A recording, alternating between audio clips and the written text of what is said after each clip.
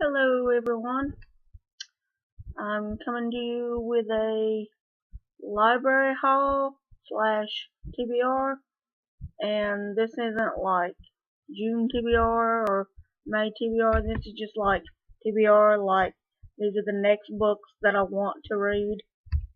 So first one is by Nora Roberts, and it is Savor the Moment. It is the third book in the Bride Quartet. And it looks like this. Looks like this. Yes.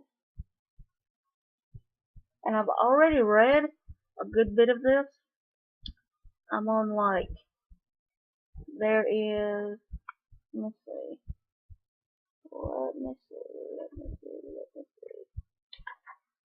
There is 339 pages, and I've read like 260 something pages. So, yeah. But, that being said, doesn't mean this is the next book I'm gonna read. But, I've got that one. It's called Savor the Moment. It's number 3 in the Bride Quartet by Nora Roberts. And then this is Leaving Time by Jodi Picoult. Oh, and to tell you what this is about, I'll read the, sorry that I started on that one. I forgot that I didn't tell you what Savor the Moment's about. Laurel McBain has always relied on her friends for support, especially when her dreams of attending culinary school was almost ruined by apparent financial problems. Now Laurel is repaying the kindness of her friend by creating extravagantly luscious tiers of cakes and other confectionery delights that add the perfect touch to their clients' weddings. As for romance, Laurel believes in it in theory, but she's too low-key to appreciate all the luxuries that other women seem to long for. What she does appreciate is a strong, intelligent man, a man just like Parker's older brother, Delaney Brown, on whom Laurel has had a mega crush since childhood. But some infatuations last longer than others, and Laurel is convinced that the Ivy League lawyer is still out of her reach. Plus, Dell is too protective of Laurel to ever cross the line with her, or so she thinks. When Laurel's quicksilver moods get the best of her, leading to an angry, hot, altogether mind-blowing kiss with Dell, she'll have to quiet the doubts in her mind to turn a moment of passion into forever.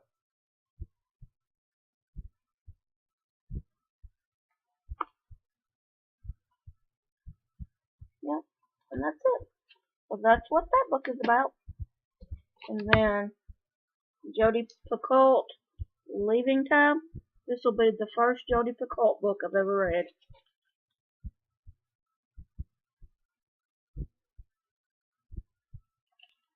And this is about a woman who, her mother went missing when she was, okay, I'll just read it. For more than a decade, Jenna Metcalf has never stopped thinking about her mother, Alice, who mysteriously disappeared in the wake of a tragic accident. Refusing to believe she was abandoned, Jenna searches for her mother regularly online and pores over pages of Alice's old journals. A scientist who studied grief among elephants, Alice wrote mostly of her research among the animals she loved, yet Jenna hopes the entries will provide a clue to her mother's whereabouts. Desperate to find the truth, Jenna enlists two unlikely allies in her quest. Serenity Jones, a psychic who rose to fame finding missing persons, only to later doubt her gifts, and Virgil Stanhope, the jaded private detective who'd originally investigated Alice's case along with the strange, possibly linked death of one of her colleagues. As the three work together to uncover what happened to Alice, they realize that in asking hard questions, they'll have to face an even harder answers. they'll have to face even harder answers. As Jenna's memories dovetail with the events in her mother's journals, the story races to a mesmerizing finish, a deeply moving, gripping, and intelligent page-turner, leaving time as Jodi Picoult at the height of her powers. So I'm very interested in this book. I'm not sure what you would categorize this or genre. I don't know if I would say thriller, but it's, I guess, kind of mystery. To me, it seems more mystery than whatever, but that's just me.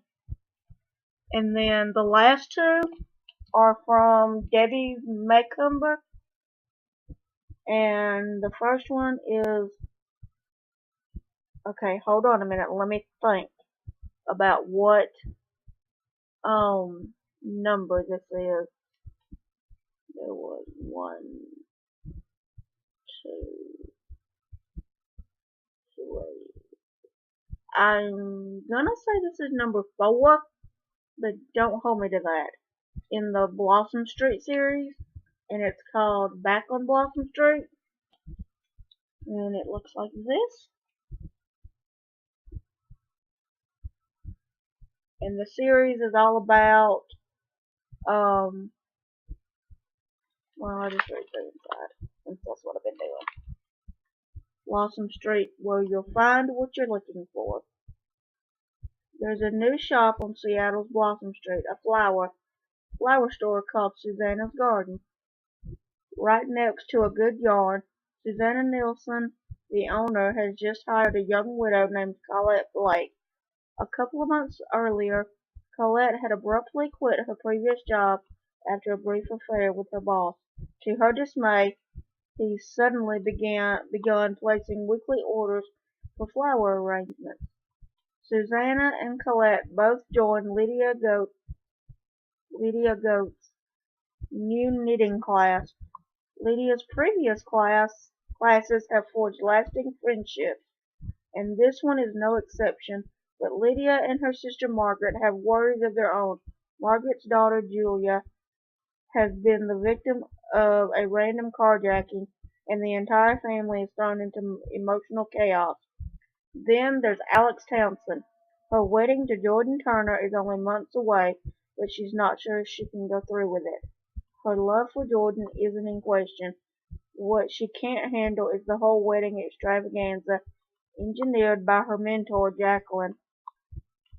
With the enthusiastic cooperation of her future mother-in-law, a reception at the country club, and hundreds of guests she's never even met, it's just not Alex.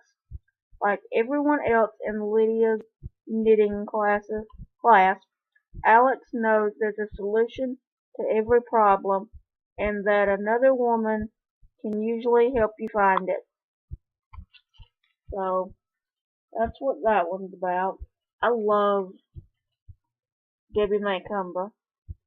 She's just, she's one of my favorites, and I've been reading the Blossom Street series for a while, even though I'm only on 4. But yeah. And then there's number 5, which is 20 Wishes, and I don't know anything about it. But it's like this. I just want to sit in that chair and read while that dog's in my lap. I do. It seems so cozy and comfy. What do you want most in the world? Anne-Marie Roche wants to find happiness again. At 38, her life's not what she'd expected.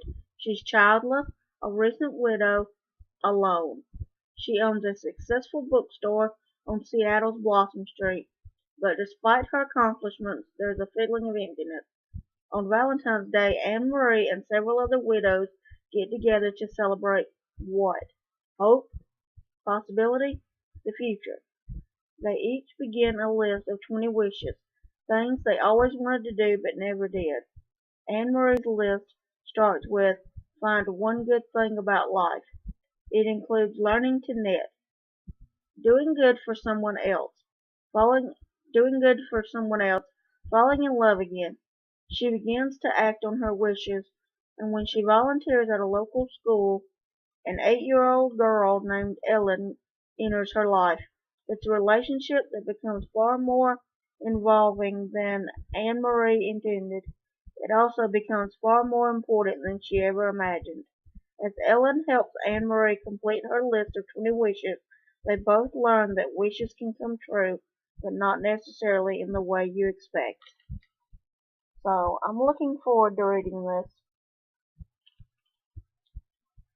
And that's all my books. And here they are. 1, 2, 3, 4. I have 4 books. So, happy reading and God bless.